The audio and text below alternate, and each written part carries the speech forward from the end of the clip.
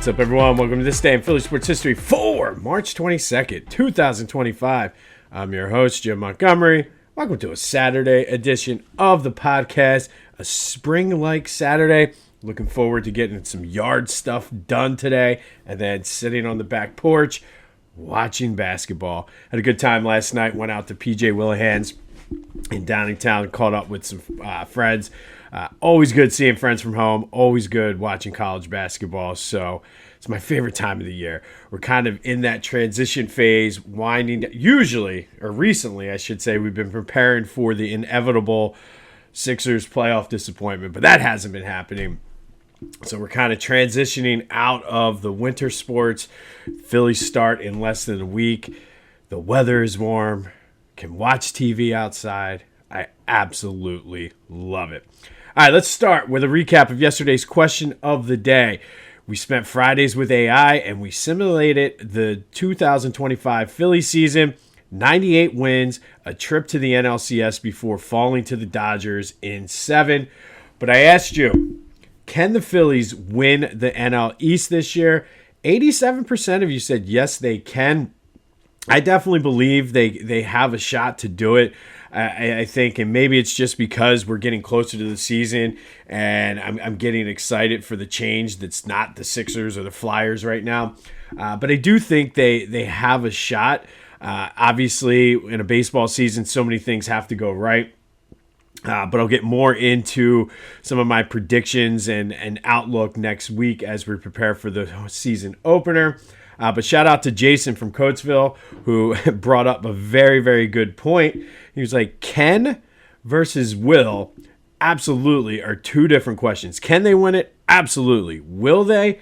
He was like, I hope they win it. So it's all about the semantics there. But shout out to Jason from Coatesville for that one. But as always, thank you for participating in the question of the day. There will be another one here later in the show. As I mentioned, we spent Fridays with AI. If you didn't listen yesterday, go back and listen to it. We have some fun on Fridays where we have AI either rewrite or, in this case, yesterday, write Philly sports history. Lots of fun. Just something to have a little bit as we head into baseball when that's all there is. Something for us to do on a Friday. Be sure to follow me on social media, Jimbo_Mott on Twitter and TikTok. On Instagram, at Philly Jimbo. Subscribe to the YouTube channel, Jimbo_Mott. Continue to spread the word as we grow it. It was good. A lot of the guys I was hanging out with last night are part of the Clashing Conferences network, Sports Fan Network. So it was good sort of just hanging out, discussing ideas, and just watching basketball and being dudes. It really, and go check out the clashingconferences.com. It's a cool idea, a cool sort of way to just connect and talk sports and just have a good time. If you ever watch those podcasts, which are on YouTube and wherever you get your podcasts, it's literally like what I did last night. You just go, talk sports, bust balls, have a good time. So go to clashingconferences.com to see what they have to offer and check out their Sports Fan Network. Also, don't forget, check out Lenny Wagner. He's the author of Playing with the Best, One Man's Journey Through the Golden Era of Sports, the story of Walter French. Sat down last week and interviewed him in the process of kind of cutting up and presenting the package I'm going to do starting April 1st on that. But Walter French is just an amazing story. Take some time today, do a little research on Walter French. He played in Major League Baseball, won a championship. Played in the NFL, won a championship. I'll get more into that, but it's not recognized by the NFL. The Pottsville Maroons were stripped because of a bogus sort of territorial thing by the Frankfurt Yellow Jackets. So technically, he is the guy that won an NFL championship and a World Series. Also, I talked yesterday, played in a postseason basketball tournament while playing at Rutgers, and that was an amazing story. They had no coach, only took the starters, and still made it to the championship. But all the information you need about Lenny is in the description. But it's a good day today to check out and do some research on Walter French as we prepare for the interview with the author Lenny Wagner April 1st. All right, so the Sixers. Good loss last night, 128-120 to San Antonio. Quentin Grimes, I hope they don't screw this dude up or screw the contract situation up. 25 points, 10 assists. I think just thinking like him being a piece with Maxey and McCain, I think we might have gotten lucky and found something here. Hopefully, Daryl Morey and the front office don't screw this up. We'll track. So our draft tracker here, Sixers are currently tied for 5th with the Nets. They're 4.5 behind New Orleans for the 3rd seed and only a half a game behind Charlotte for the 4th with 12 games left. So they're right there. They're in Atlanta tomorrow. Again, hopefully they don't screw this up because they need something. And then it's going to be probably one of the most intriguing off seasons in Sixers history coming up here in probably a couple months, because I don't think anything can start in the NBA until after the finals are over. But Sixers losing to the Spurs, keeping pace in that draft lottery standings, I guess you would call it, or I'm not even sure what you would call it, but my. This time last year, we were wondering, can the Sixers even make the playoffs? Because that was when we were wondering about Joe's knee, and now here we are talking draft picks. Flyers are in action in Dallas this afternoon. They also are in 5th in the NHL lottery standings. They're 4 points behind the Buffalo Sabres for that 4th spot, 12 games left. And again, this is why I'm looking so forward to Philly season. Like, we're standings watching, but in the wrong way. But Flyers, Stars today down in Dallas. All right, Phillies. Every time, Chris Wheeler. It's not Chris Wheeler. Zack Wheeler made his final spring start. Looked good. Came out of spring training healthy. Looking forward to him starting on Thursday. Max Kepler was back in the lineup, went 2 for 2. And if you remember from yesterday, Fridays with AI, they predicted that Kepler would struggle with that injury, but he looked like he was good yesterday. Hopefully that stays. Matt Strom is going to be making a minor league start today. Hopefully his shoulder holds up, and that'll kind of go a long way in determining kind of that final bullpen spot. Ranger Suarez is going to throw today. Said his back feels much better. Hopefully that is not a sign of things to come. And then the other big story, which I love this, Justin Crawford is going to start the season at AAA. So if you can get to any Iron Pigs games early in the season to see Justin, who kind of tore it up this spring, hit 3-something while on the Major League Club with the Phils. Dude's going to be a huge part of the future of this team. I'm excited to try. Usually we go to Reading. I'm going to try to get up to Lehigh Valley to see Justin.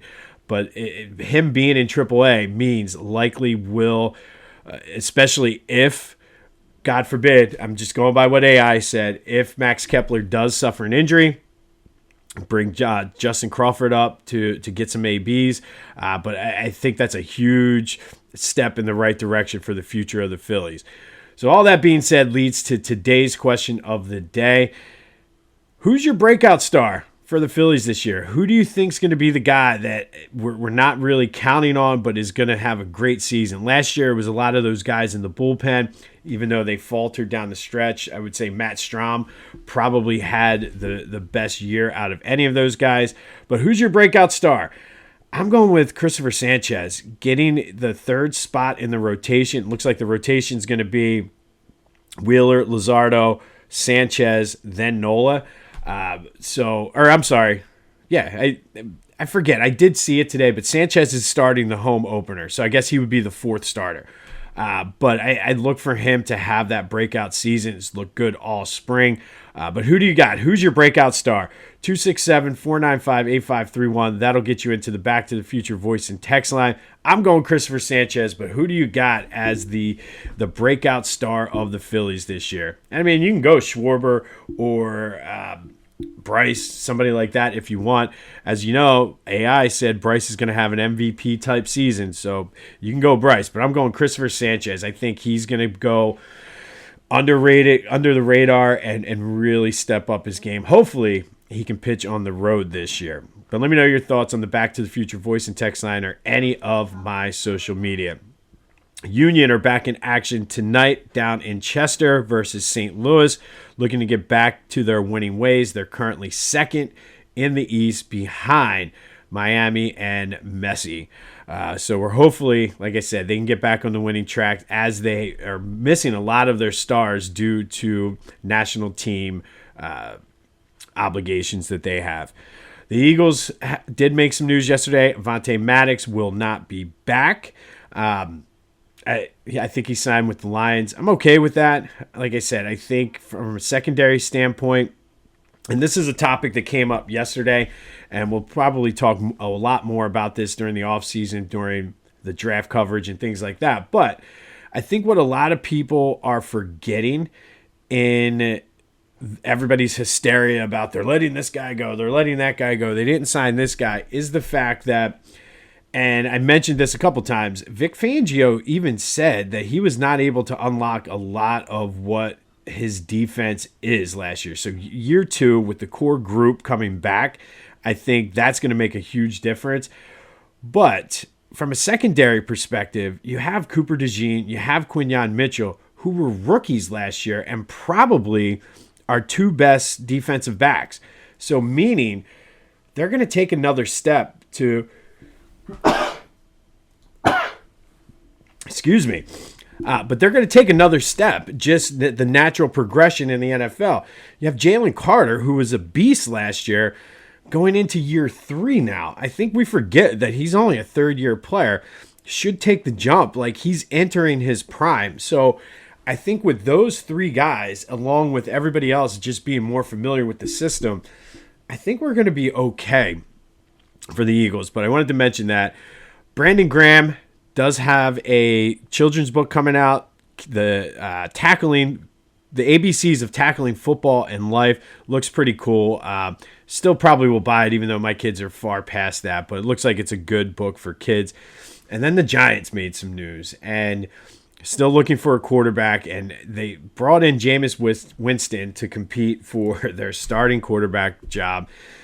And what that means is he's probably going to throw for 300 yards and 4 touchdowns against the Eagles while throwing 4 interceptions. But that happened as well yesterday.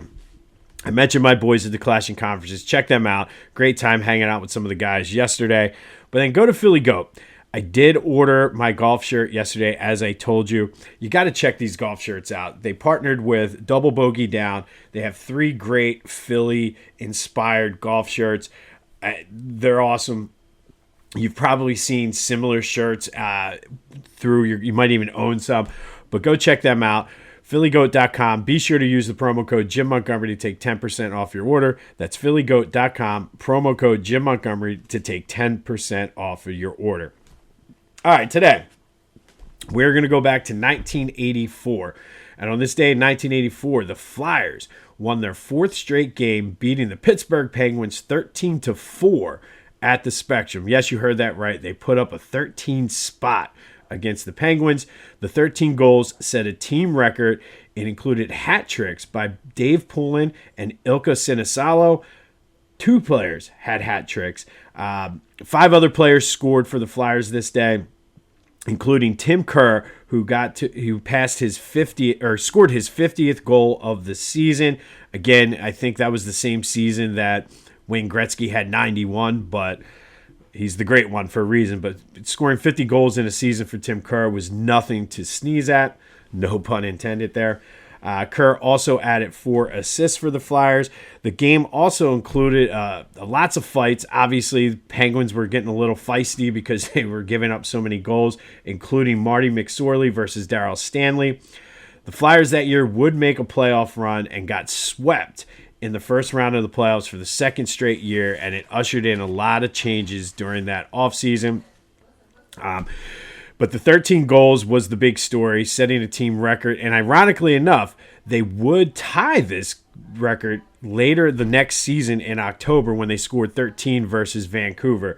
So on this day, Flyers beat the Penguins 13-4, setting a team record for goals in a game. But that 83-84 season sort of was a changing of the guards as a lot of the guys from the Broad Street Bullies teams started to retire and hang up their skates. And by the way, if you're not if you're only listening to this on the podcast, if you go to my social media, I've been including more highlights and newspaper clippings and photos and pictures, specifically on like Twitter, Instagram, and TikTok. So you can kind of see the visual of what's happening. So I have some highlights of this game, including that fight between McSorley and Stanley. So you can go to my social media and check that out. But I know I mentioned that before, but I've been including, some of them are harder to find. I did find some footage of the Temple, Kentucky game for yesterday. But go to my social media if you want to see some visuals of it. And I also realized yesterday when we were talking about the implosion of the vet, I said to look over my left shoulder. Unfortunately, I was showing the highlights during that. So go to my social media if you want to see some highlights and old pictures and newspaper clippings of the events we're talking about. And then finally today, the Women's Big Five Hall of Fame Spotlight. Tracey Sneed from LaSalle. She played at LaSalle from 1985 to 1989. She is currently the 8th leading scorer in team history. She was the Metro Atlantic Athletic Conference Player of the Year in 1988. She set a team record that year for field goal and free throw percentage. And that 88-89 LaSalle team was probably the best team in the school's history. They received an at-large bid for the NCAA tournament, overcame a 16-point deficit in their first round matchup to beat UConn and move on to the second round. It was the first ever tournament win for the Explorers, led by Tracey. And it was only one of 2 first-round losses for legendary coach and Philadelphia area native. I think he was from Norristown, Gino Auriemma.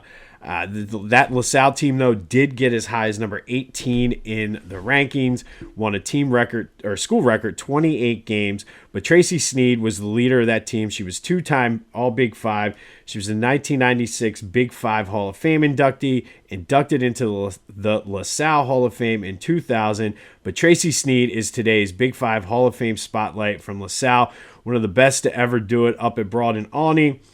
Metro Atlantic Athletic. I don't know if it's technically the MAC, but Player of the Year in 1988 and helped lead the Explorers to their first ever tournament win over a future Hall of Famer and Philly native, Gino Auriemma. But Tracey, today we salute you as our Big Five Women's Hall of Fame spotlight of the day. On this day in 1984, Flyers beat the Penguins 13-4, setting a team record for goals in a game. A record that they, ironically enough, later that year in October would tie, and that record still stands to this day. I know it's hard to believe with the way the Flyers are playing this year that one time they had that offensive firepower to score 13 goals. We'll have more on the Phillies, Flyers, and Sixers tomorrow. If any Eagles news pops up, we'll have that as well. But be sure to let me know who your breakout star of the Phillies season will be. I'm going Christopher Sanchez. Who do you got, though? Hit me up on the Back to the Future voice and text line, 267-495-8531. Get that. Anything else Philly sports related off your chest, remember, go check out my social media to see some clips of that Flyers game, including the McSorley-Stanley fight. And be sure to check out the Clashing Conferences. Go to Philly Goat and support Lenny Wagner. If you're a history person, you will definitely love this book because it's an intersection of the sports and history at the time. I highly recommend it. So go check out Lenny. All the information you need is in the description. This has been This Day in Philly Sports History for March 22nd, 2025. My name is Jim Montgomery. Go enjoy this weather and have yourselves a Saturday. Hopefully your bracket's not busted. I'm still alive, hanging on by a thread, but I'm still alive. My name is Jim Montgomery, and until next time, I'll see you when I see you.